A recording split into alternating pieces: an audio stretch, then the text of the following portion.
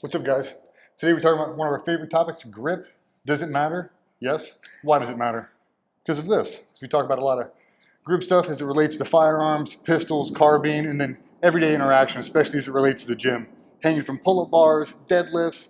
If you're like me, probably you are, my grip is the thing that fails me the fastest when I hang from a pull-up bar, when I do pull-ups, or when I deadlift. That seems to be the first thing that breaks down. It's not my thighs, it's not my lats, it's my grip. And that's why we train it 3 days a week. So I got my man Vernon, kind of break down some of the nuanced stuff, and I'll kind of double tap with the pistol. Absolutely. The grip's so important because, like DJ said, not only from a tactical perspective, but being able to perform exercises. Everyone knows your grip's going to give out before your lats or your back when it comes to pull-ups or when it comes to deadlifts. It's going to be the first thing that goes out, but it's one of the things we don't isolate during training. So that's one of the reasons we don't overlook it.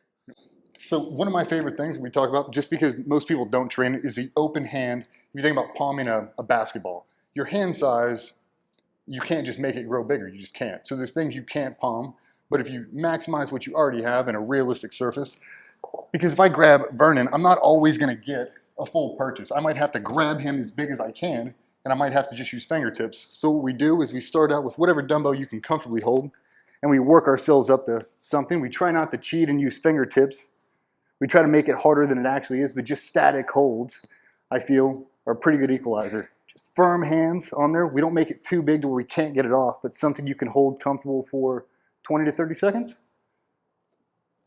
Pick them straight up, and we focus on our fingertips driving into the dumbbells, squeezing as hard as we can to try to make the exercise harder than it actually is. One of the overlooked things with grip training is how much it improves elbow health. By engaging and using all these muscles in this lower limb of the arm, it's going to help with our our elbows when we're doing pull-ups and push-ups. And DJ mentioned the awkward hand grip. How many times have you jumped on a pull-up bar and it's like a thick bar or a skinny bar and you're like, wow, I can't do as many pull-ups as I normally do.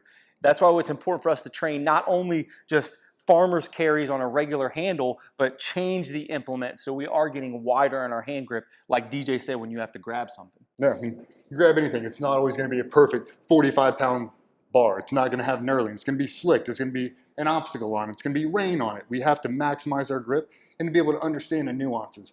I was so surprised with how many people that are new to fitness, when they mount a pull-up bar to do pull-ups, they don't utilize their thumbs. Do you know how strong that thumb is? Yeah. Understand and connect with your body. Like, I can do more pull-ups if I wrap my thumbs over the bar. I just can't. I know it for a fact. And so do you if you ever try it. Wrap your thumbs over the bar and maximize that hand. There's a reason we have evolved to a species with thumbs, with usable thumbs. There's so many people, they just monkey grab it, and they're like, I can't do as many pull-ups. Utilize your thumb. Focus on the hand strength. And it applies to everything else. We talk about the recoil management on a pistol. We're not trying to manage it here. We're trying to lock down the gun and try to alleviate muzzle flip. So how do we do it? Super strong wrist and a solid purchase. For us, my grip that I focus on is to connect me to the firearm because I think it deserves it. So a full purchase, 100% grip on this, and I'm maximizing recoil. So what do we really focus on? Radial and ulnar deviation. So like he said, we don't want to go back and forward, but when you have a powerful pistol, that thing is going to want to kick back on you. So how do you manage that? You can lock it down like DJ said, but it also gives us an opportunity from a programming perspective to include exercises to help with this. And those can be done as prep movements, or they can be done at the end of the session where we like to put a lot of our grip work so we're not fatiguing the bigger muscle groups that we're trying to improve before that. You want to show them that one? You can take any kind of bar. Just for us working the wrist, obviously the lower down you get it, the harder it is. But if we think about extending it, the same thing your grandfather used to do with the axe. My dad did it with a sledgehammer, and he tilted back, and he almost touched his nose, and then I went to do it. Smack yourself in the face? Yeah. It's the same thing, but it doesn't have to be a crazy load. We're just trying to stress the wrist and trying to understand where the hinge points are and trying to have no weak spots. So the guys that use wrist wraps all the time, I did it too to try to prevent wrist injuries with bench pressing. Yeah, it helps until you take them off and you realize now I'm just weak. I have weak wrists. And now when I try to unload weight, I feel it in my wrist first. Like, it doesn't feel stable. So we add these in just to help the connection.